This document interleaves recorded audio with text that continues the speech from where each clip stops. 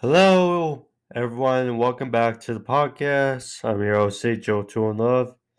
Happy New Year for everyone. My first Dynamite and AEW review of 2022, the new year. Hope everyone's been safe, has had a good new year and good start to the 2022. But also the first Dynamite of the TBS era. Was a very good show. 3 title matches on the show. We have Rampage on Friday, and we also have Battle of the Belts come Saturday. So, gonna be a bit of a busy weekend for AEW, but thank you for joining me. First off, before I get into the review, I want to attack on it. We have 3 new champions to AEW. We have crowned a TBS champion after the long but built up tournament for the women. Jade Cargill is the inaugural champion for TBS. Now,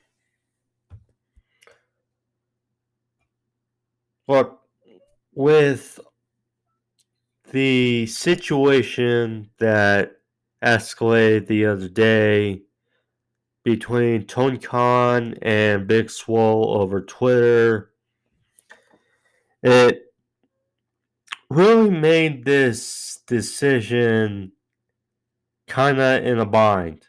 Okay, whether they go with Ruby or they go with Jade. And honestly, like I said last week, it was kind of a disappointment in the factor that, you know, Mercedes Martinez, the one who caused Thunder Rosa. Then we get Jade Cargill here. The match underperformed. The match underwhelmed, as I should say. And nothing to take away from Jade Cargill, but the fact remains the same. She is not where she needs to be wrestling wise, and I get it. She's still relatively young and inexperienced to the wrestling game, but if you're not ready, you're not ready. And it just made for a weird decision. The lowlight of the show, one of the highlights of the show, in the main events, we have new tag team champions, the Lucha Brothers. You know, Jungle Boy and Luchasaurus, they have been there since day one. Since day one, we felt there's a bit of a growing consensus, when the tag team tournament came about to crown the inaugural tag team champions of AEW. And which include the Dark Order, the Young Bucks, SCU, Private Party, Lucha Brothers, etc. But, there was a thought that they were going to win and be crowned the inaugural tag team champions because you just felt that from the start they had this momentum, they were over big time with the crowd, that you just knew, or he felt that they had a very good chance of being the first tag team champions. And then Luchasaurus got hurt, so that obviously made for Lucha Brothers to beat. It's kind of come full circle when you think about it. Lucha Brothers defeated Marco Stunt, who substituted for Luchasaurus, and Jungle Boy, who eliminated them in the tournament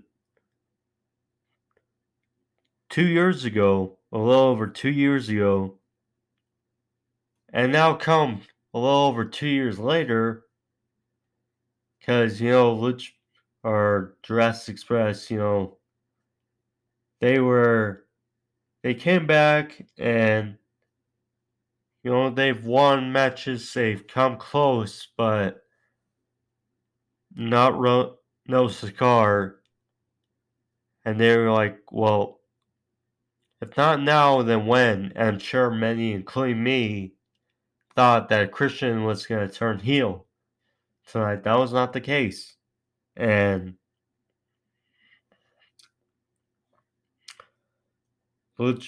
Jurassic Express win, and they're the new tag team champions. But I'll touch more on that later in a bit. But thank you for joining me. If you're new to the podcast and if you want to see more of the videos on the channel, click that subscribe. It's right there. Take you to the homepage. Find all the videos on the channel, including pro wrestling reviews and sports overview topics. You can find those out. Also, if you like this video, click that like button as well. The show started off, though, with Bryan Danielson and Hangman on Page, Part 2 for the AEW World Championship. This was... we came off 2021 with AEW giving numerous Match of the Year contenders. And we started off with the first Dynamite of 2022 with a Match of the Year contender already. This was... It had a bunch of different elements towards it, but it was fun. So Jerry Lynn, Mark Henry, and Paul White, they were all ringside. They were the judges because Brian wanted the stipulation of, in case it goes to time limit this time, the judges are there to make a decision. So they were shown not a lot during the match, but they were shown throughout. But this match, high octane. Hangman was trying to end it early. Both were bust open, just wild. But so they were on the outside. Hangman hit a pop-up powerbomb to the apron, with Brian hindered for a bit. He was on the outside. Hangman went for a tope suicida, but his right arm caught the top of the barricade, and he was favoring that for the majority of the match. Of course, Brian would begin to target the match, and during the match, hence the buckshot lariat. But Hangman would follow up with offense of his own. He got his diving Larry off the top rope for a near fall. Brian, excuse me, I just ate, but Brian went for a suicide on the outside, but was countered to a gun wrench suplex on the outside. Page was busted open, like I mentioned, after colliding with steel steps.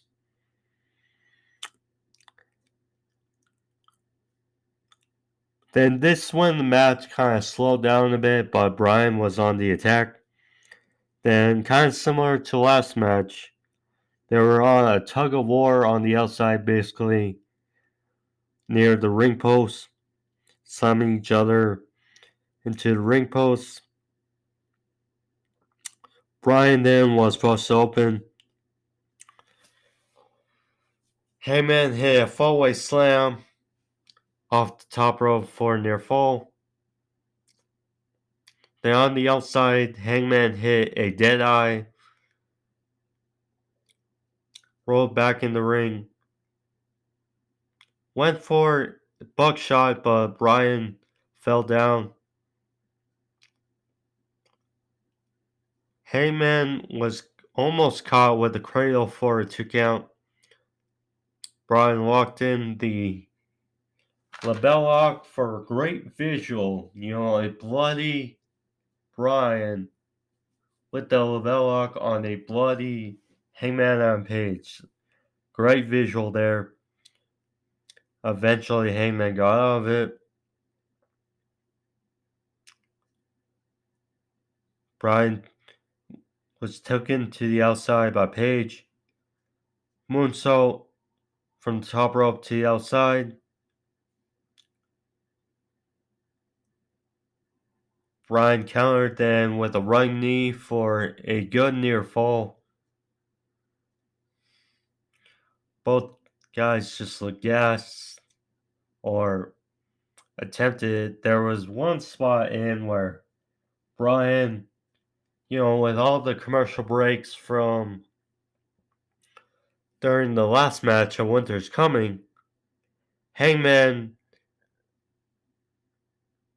as we saw Brian do at Winter's Coming, do a bunch of jumping jacks in the middle ring to show off his cardio with going within the long match period. But saw Hangman here. They were exchanging headbutts for a good while. Showing how much the title means both men. One sec.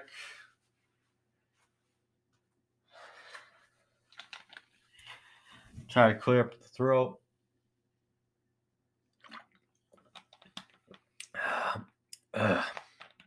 Okay. At the end,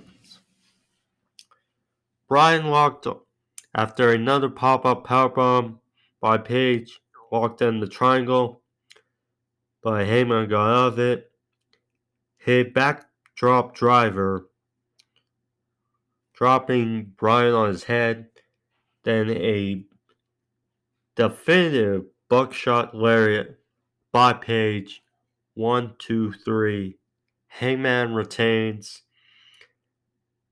And Hangman gets win. Great match to open 2022 for the AEW. And a solid title defense for Hangman and Page. Hangman, excuse me, he obviously went through this journey to become world champion for 2 years, which culminated in him being Omega at Full Gear in November. And that was great then to see how far he has come. And, of course, with Jon Moxley being out and Bryan going over Miro at Full Gear, you look at it and you're sure it probably was going to be Moxley if he didn't take himself out. But looking at what Bryan has brought to Hangman's reign in just 2 matches and what this feud has brought to his reign already, it's really something to see. And it's really good because Hangman is now okay, he's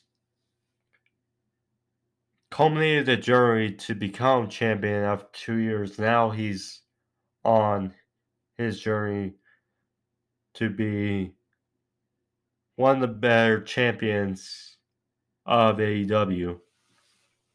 And already these 2 matches with Bryan have made him already successful as champion thus far.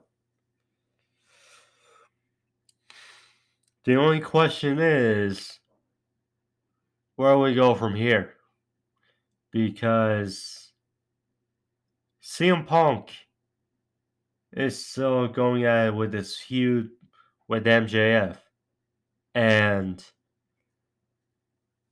we kind of know that match is going to happen until Full or Revolution.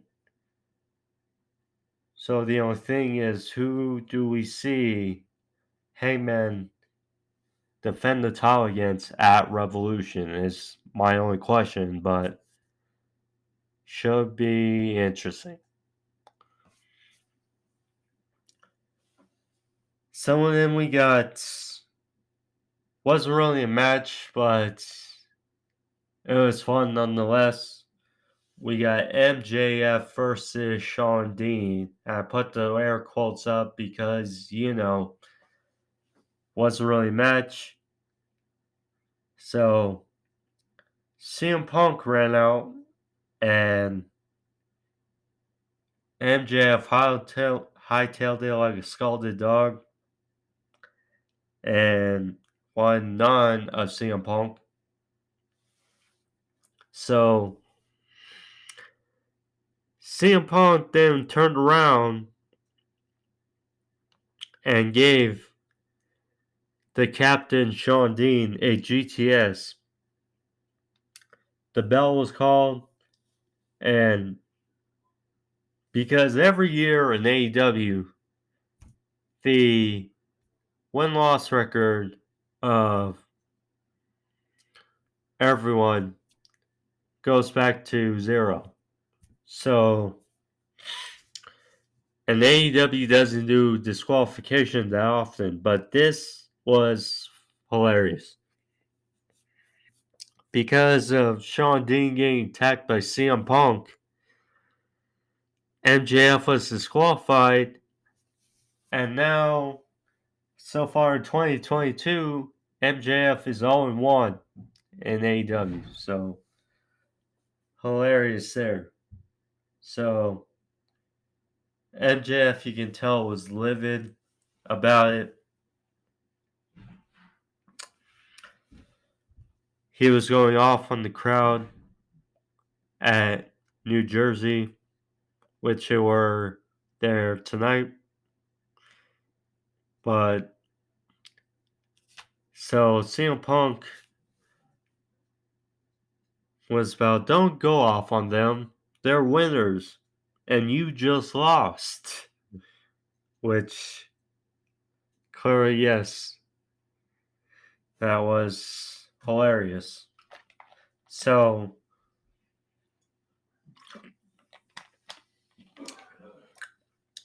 MJF talked about Roddy Piper. So, CM Punk brings up Roddy Piper.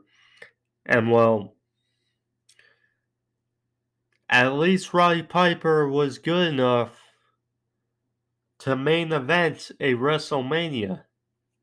So that was a nice little dig there.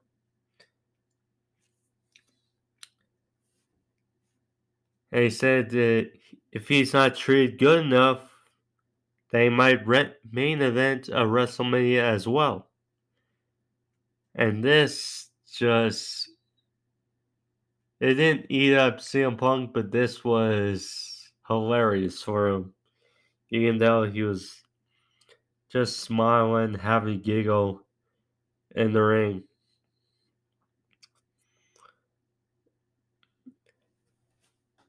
And he said that if you think the grass is greener on the other side, be his guest. That maybe he can main event a night 4 of a buy one get one free extravaganza. Hilarious. Freaking great. That was a freaking great line. Oh. So finally, MJF was egging on the crowd, saying, "You want this match? You want the match?" Said, "Okay, so next week it'll be," and we kind of knew it, but still. He said it'll be CM Punk versus Wardlow. So then CM Punk said, "Okay, but eventually you'll run out of guys to run to hide behind." Or so that's CM Punk versus Wardlow. Curious to see how that's gonna turn around, because we know they're building up Wardlow to eventually break away from MJF, and we know this feud with CM Punk and MJF is only going to egg on so much, and still it's going to be fun to see how, because we know CM Punk's not taking the Powerbomb Symphony. We know that. But we'll see. So we got Chris Jericho out there to the ring. He returned obviously last week in Daly's place for the save of Santana Ortiz and Eddie Kingston.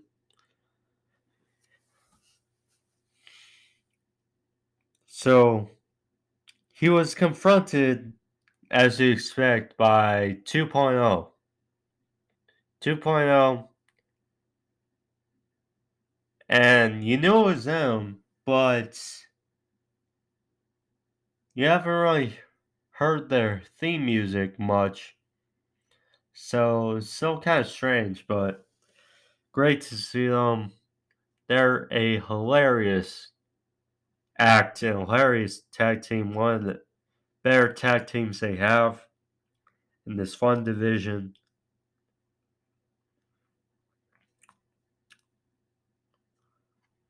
Matt Lee asks if Jericho enjoyed the taste of the steel chair from last time.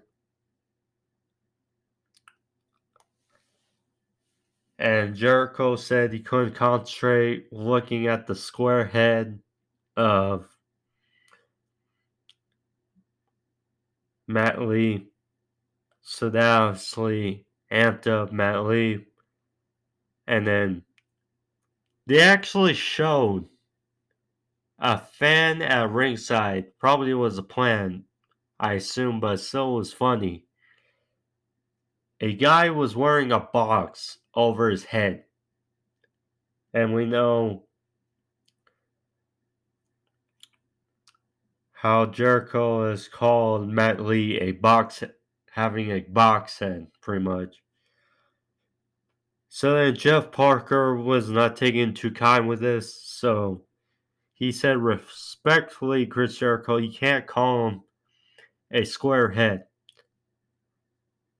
So then he pinpointed, no pun intended, but called Jeff Parker Pinhead, saying you look like a pinhead.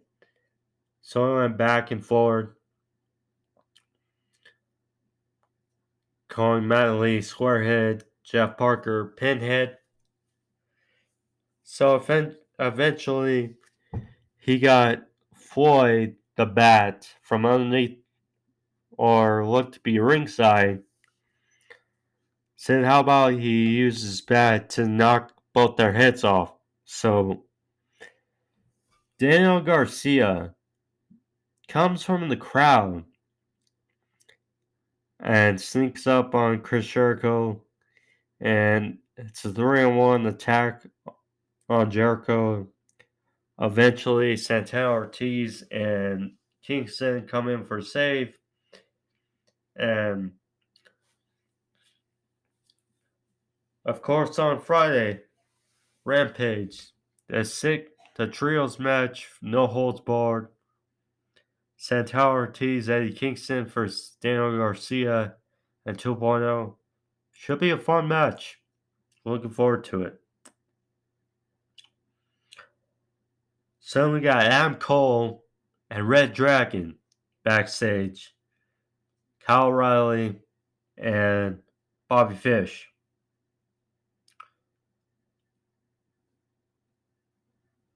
So before then, they announced Jake Atlas, the signing of Jake Atlas, formerly of NXT and 205 Live. So they showed him right before the segment, kind of had a feeling.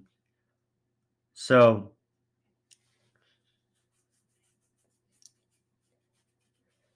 Adam Cole said that he knows it was an accident. He knows Kyle O'Reilly didn't mean to boom in the face last week.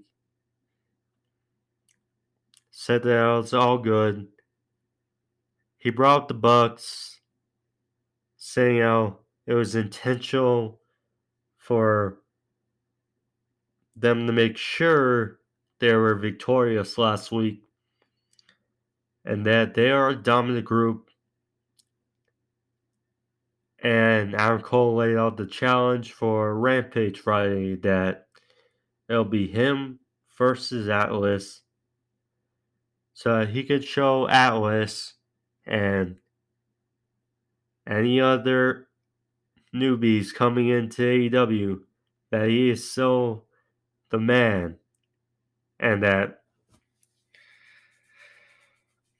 New Year, same Adam Cole, and maybe he'll send him on a one-way ticket back to Orlando. Hint, hint. Funny, but should be an interesting match. Adam Cole for Jake Atlas. Obviously, I don't watch all of Dark, but I did watch more of it last night. And, I didn't see Jack Atlas's debut, but they did show it right before. And still has his tightrope cartwheel DT finisher.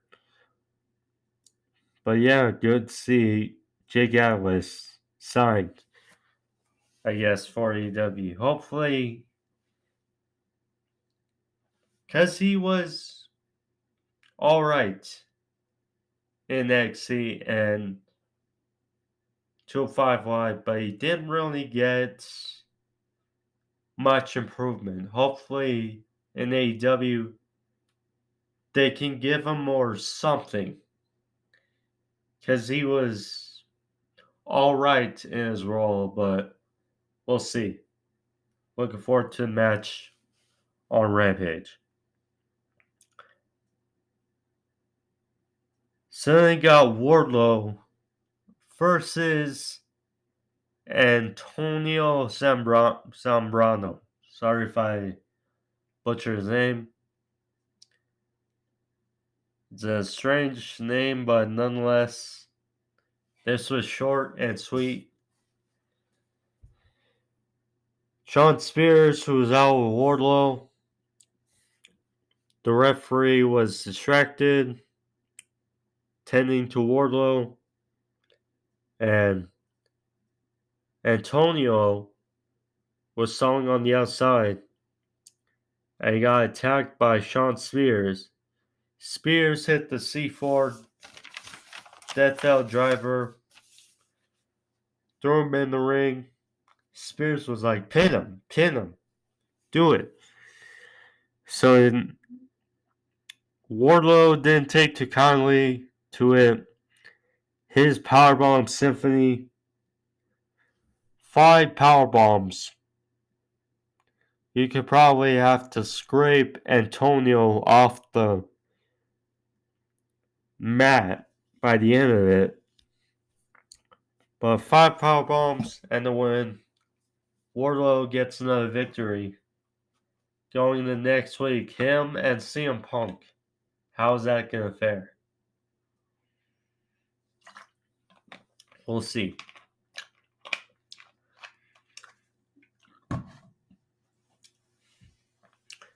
So then we got Jade Cargill versus Ruby Soho for the TBS Championship. As I mentioned earlier, this match underwhelmed. It just... Look, I know Jade Cargill has a fan base and, you know, her daughter was at ringside and, you know, good for her to see her mom be the inaugural champion, but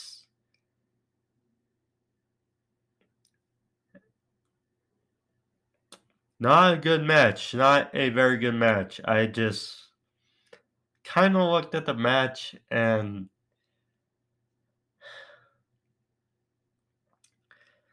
you know,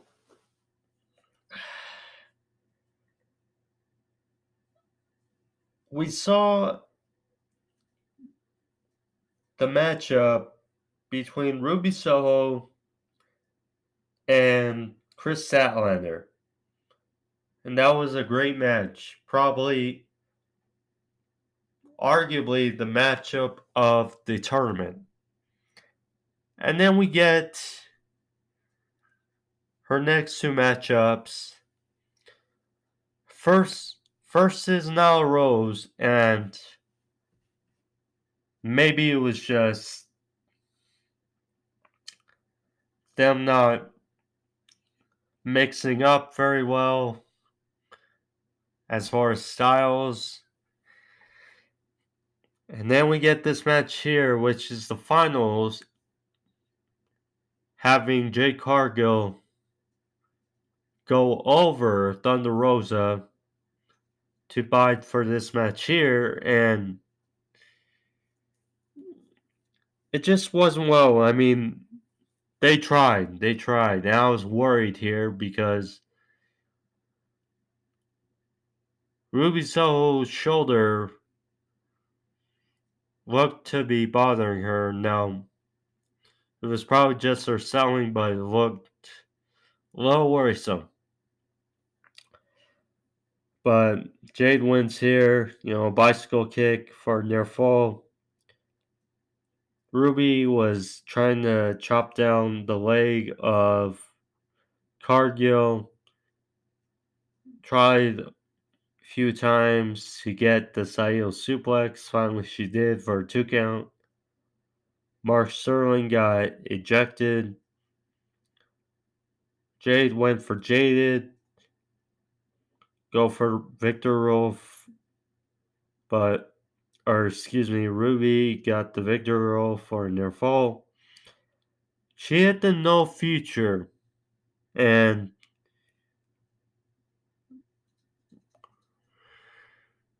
Jade saw to sell it and for a 2 count, and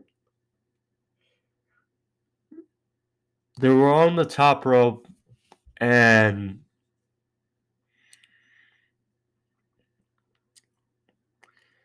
this was an awkward landing, but Jade hits Jaded from the top rope, or the middle rope rather, for the win.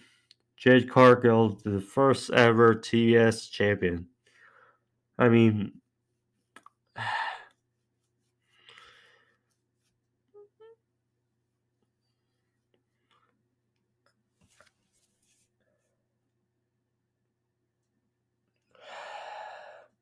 she needs to get better. She needs to get better. I just watched this match, and it did not look like a final, the right final for the tournament. It just did not. And I get it. Jade, listening to her theme music, she looks the part, definitely. It's just her in ring work. It's just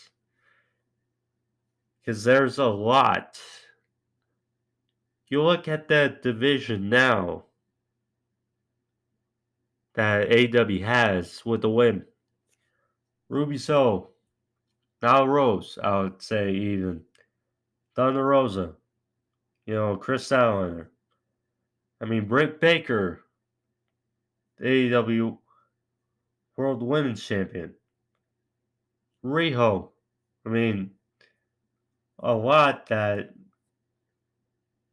Jade is not on the level of as far as in ring. And we'll see. Tony Khan deserves the benefit of the doubt. I mean, odds are when we see a situation, he will do right.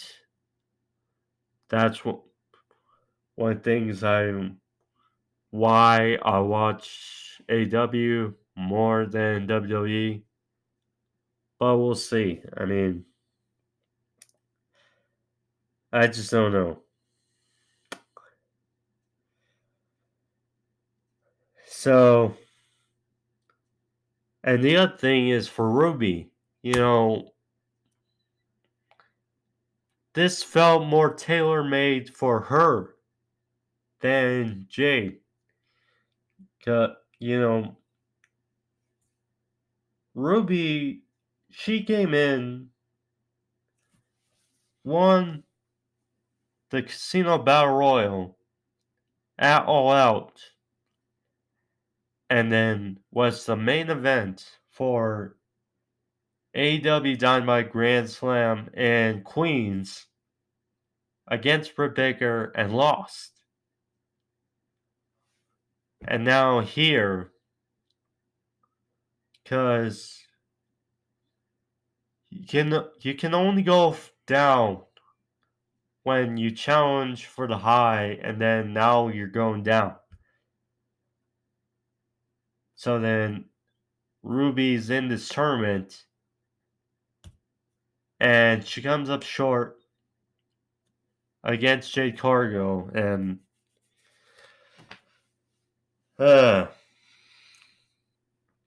anyway, next, so we go to JR. He had a nice sit-down interview with Serena D. He wanted to elaborate on the feud she has with Sheeta. So then Serena D asks if anyone is on her level. JR said that's a tough question, but right now he says no. Serena D said, well, Go figure. And there's a reason why they call her the professor, is because no one can do it as well as she does in the ring. Another that would have been better than Jade Cargill as champion. But anyway, so then she said she went straight into Tony Khan's office and demanded a match with Cheetah next week, and she'll take out 17 years of experience on her and make sure that she doesn't walk out. Serena Deeb, one of the best, and should be another fun match between her and Cheetah next week. Malakai Black, one of the best things on AEW. Malakai Black. First, Brian Tillman Jr. Brian Tillman Jr., he came out with Julia Hart. I was curious if he was going to come out alone, Black injured or decimated Griff Garrison last week, or 2 weeks ago. And then he spit and missed in Julia Hart's eyes almost a month ago, so I was curious if any of them would factor in this match. But Julia, she was out there with an eye patch over her eye in Pillman's corner. Short but nice little match here.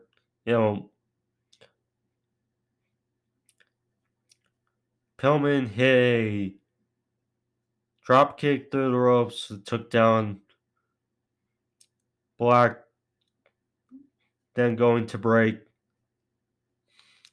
They were exchanging. Pillman got some advantage. At the end here, though, Pillman, he went for his flying Pillman, his springboard lariat, but he slipped off the top rope, and then Black hit the Sin Eater, Black Mass Sin Eater, you get the point, roundhouse kick. Knocked out Pillman, 1, 2, 3. Black is victorious in this victory over Brian Tillman Jr. Afterwards, Julia Hart, she was tending to Brian Pillman. Black, he went back in the rings. Kind of confronting Julia, but the Lucha Brothers came out and tried to fend off Black because their Death Triangle brother, Pac, because they also showed before the match that when he spewed the mist in both of Pac's eyes, and we haven't seen him since. But yeah, so then the lights went out and Black was outside the ring on the ramp. Lucha Brothers were in the ring, so there was that. I thought for a sec we may see Brody King or may see a betrayal or something for the House of Black. I'm not sure. I mean, it's been weeks of build-up for the House of Black. Perhaps we get something soon between the reveal of the House Black, maybe that's tying into also the Lucha Brothers losing in the main event. I don't know, just a thought, but we'll see. Rampage. Friday. Adam Cole for Jake Atlas. Trios match. No holds barred. Santana Ortiz. Eddie Kingston versus 2.0 Daniel Garcia. Will Scott Hook versus Aaron Solo. Hook once again in action here against Aaron Solo. Gonna be intriguing. Saying nonetheless. Saturday, Battle of the Belts. We got the trilogy. Cody for Sammy Guevara for the TNT Championship. And we got that match is also on Rampage. Ruby Soho and Ruiho versus Jamie Hayter and Reba. But on Battle of the Belts, Riho versus Britt Baker for the AEW Women's Championship. There's that as well. Main event. Jurassic Express versus Lucha Brothers for the tag team titles. I mentioned here Jurassic Express winning here in a bit of surprise fashion, but fun match. Although the ending here, besides the ending and the outcome, may have been a bit scary and worrisome, and hopefully he's okay, Rey Fénix. But there's a cool spot in the match. All members had their arms interlocked, and Jungle Boy likes to go for his slingshot almost arm drag off the top rope. Jungle Boy and Rey Fénix both hit their slingshot arm drags to respective members of both teams, so that was a nice spot.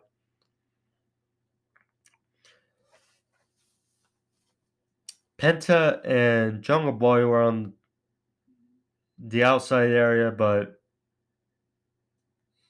Penta after assist for Fénix hit his tightrope kick to Jungle Boy off the apron as they went from break. Go to break.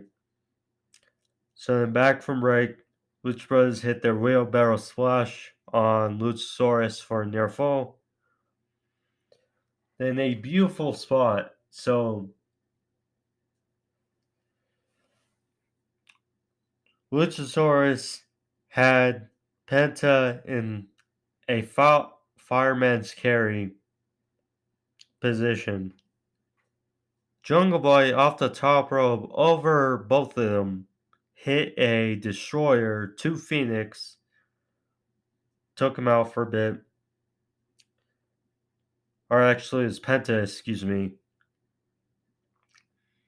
So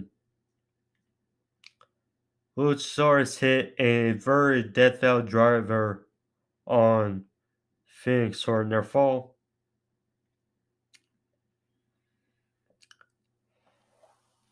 Penta hit the main Japan on Jungle Boy for a 2 count.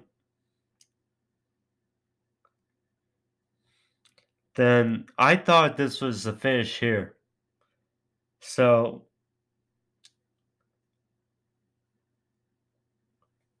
Fénix hit a tope onto Luchasaurus on the outside.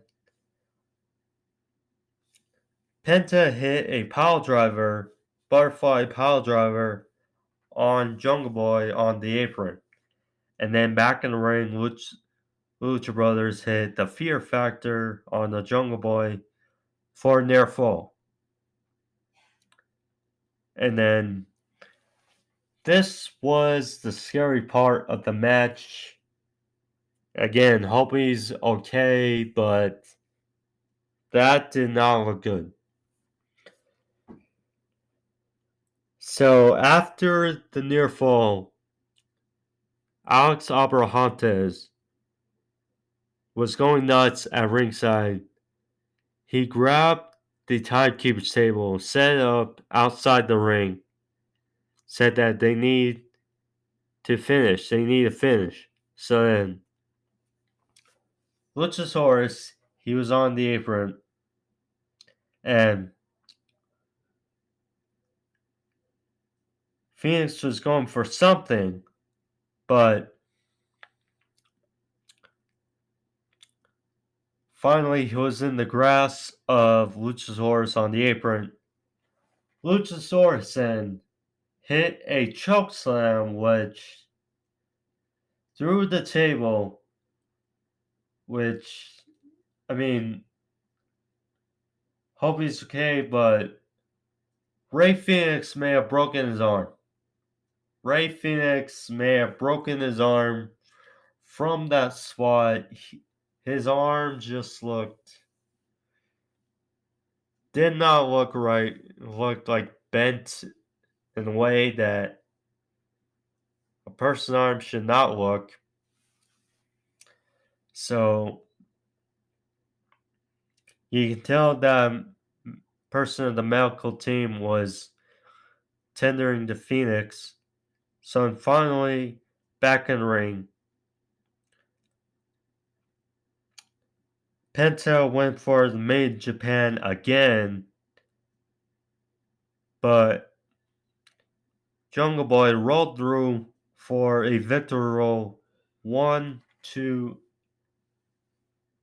I thought Penta was going to kick out, but no. 1, 2, 3. Jungle Boy, Luchasaurus get the victory. They are the new AEW World Tag Team Champions. Great for both. Again, been there since day one. You know, they've been hot and cold. You know, and finally get their crack. You know, we saw Jade's daughter in the previous match for the TBS Championship. We saw at ringside Jungle Boy's mother and his sister. Joyful, good moment. Chris Cage, again, I thought he was going to turn heel. That was not the case and cost him. Maybe he cost him the titles. That's thought, but good moment for all parties involved. Afterwards, they showed Malakai Black a bit, and then they showed Chris Jericho in the bleachers area. All congratulations and admiring the moment. And then they showed some of the top contending teams all on the aprons, eyeing the new champions, showing the competition for AEW. We saw Red Dragon on the stage. We saw Private Party on the stage. 2.0 on the stage. The Gun Club on the stage. The Acclaimed. I mean, Jurassic Express has no shortage of challengers awaiting them, but good moment and a hell of a debut on TBS for AEW Dynamite. But that's the review, guys, and that's the episode. Yeah, very good show, very good debut for AEW on TBS. besides obviously the women's match, but still, good show nonetheless. Um, Again, thank you for joining me. If you're new, again, click on the homepage, description, see all the videos on the channel. Find those, of course, if you like this video, please click that like button as well. Thank you all. Be safe. Be back for Rampage on Saturday, and then Battle of the Belts either Sunday or Monday. Again, I have checked, but have 2 more reviews before Dynamite again next week. So thank you all. Be safe. Peace.